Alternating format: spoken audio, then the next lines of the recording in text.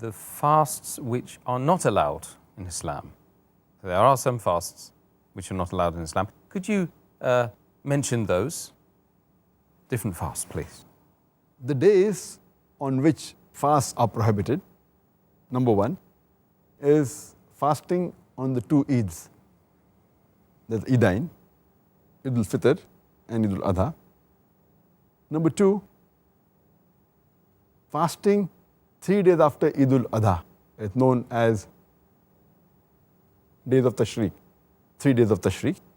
Number three is Yawm al-Shak, the days of doubt, fasting 1 or 2 days before Ramadan starts.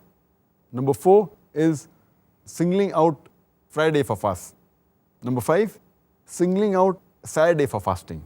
Number six is Sawm ad-Dahr, that is fasting for the full life.